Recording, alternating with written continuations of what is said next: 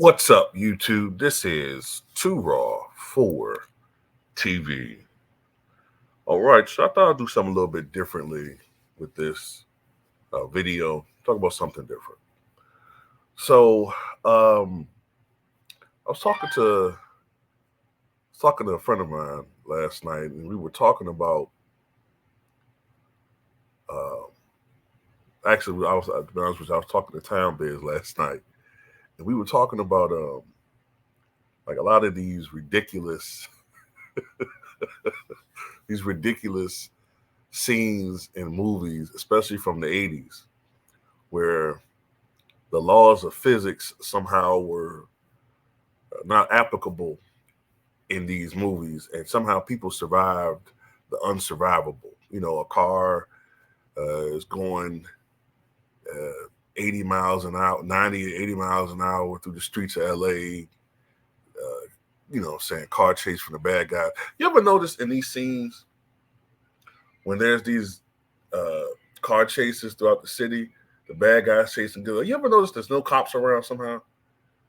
No police officers register this high speed chase. But anyway, the car flip over 27 times, fall down a ditch. You know what I'm saying? The car is a complete wreck, but somehow the protagonist gets out he busts his way through the wreck door, and all he got is a couple of scratches, and all he got is a couple of scratches, and his leg a little busted, but he's okay. He get an okay sign. That dude should have been decapitated, midsection, whatever. But this is something that comes to mind, man. I even when I first watched this movie, I think I was 5 years old when I first watched Ghostbusters in '85. Even then, I didn't quite understand how they didn't get hurt more back then. Because, at age 5, I didn't understand the total concept of the limits of human survival. But when I got older, 9, 10, maybe 8, 9, 10, I said to myself, how did they survive that? And then, as you get older and you start looking at these movies more logically, you're like, how did this happen? And how was this able to?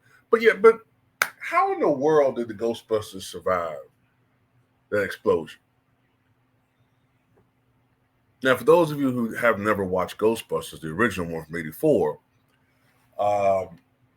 the extremely powerful ghost, Gozer, emerges, and she informs them, the Ghostbusters, that they must pick a destroyer, someone who's going to end their civilization. And they were supposed to empty their minds. But Ray picked what he thought would be the most innocent thing from his childhood that couldn't possibly hurt anybody. That ended up being the fictional Stay Puft Marshmallow Man. So a 100-foot tall Marshmallow Man appears to destroy the city.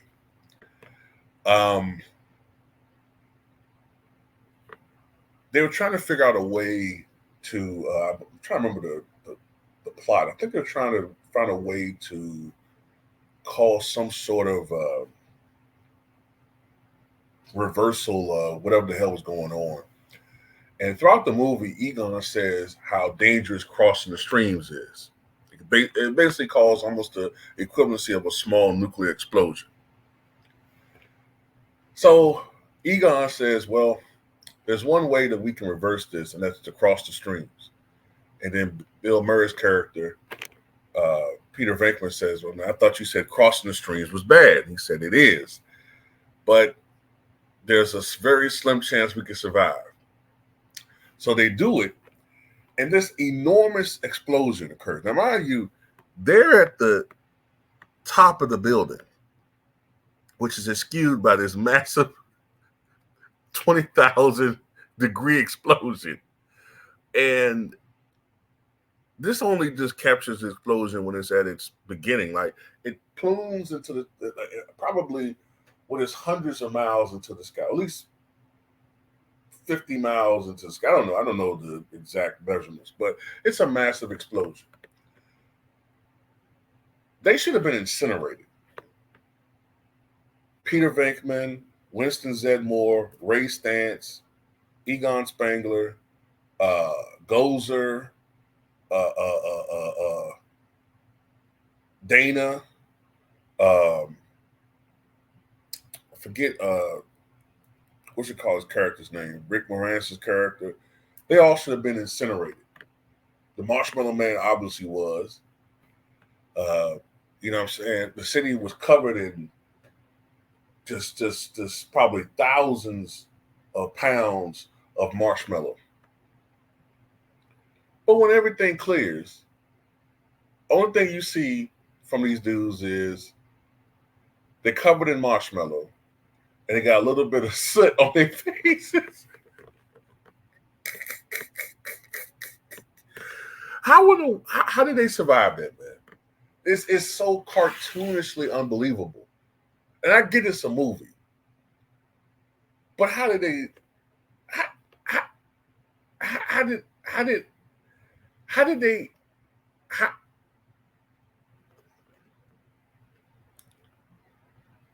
I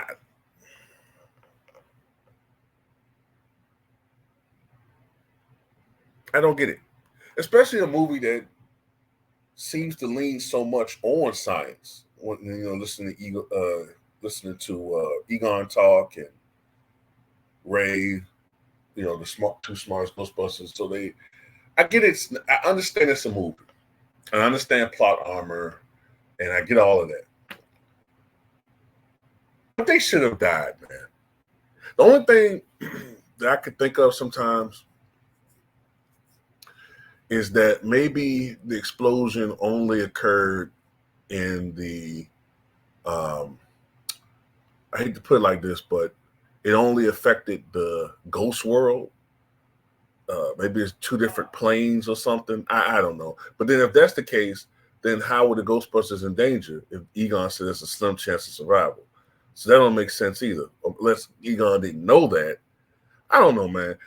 I don't want to go too deep into this, but just somebody explain to me, man. Did anybody else ever have problems trying to figure out how did they survive this explosion?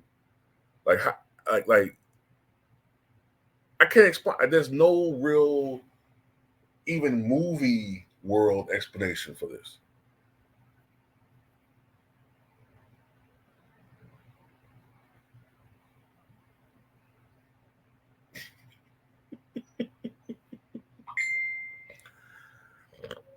I don't get it, man. Great movie, great movie. But that ending, I never understood. It always baffled me. Um, how more people don't even talk about this. I mean, like Ghostbusters, great movie, big hit. Uh, but that ending, I just never understood.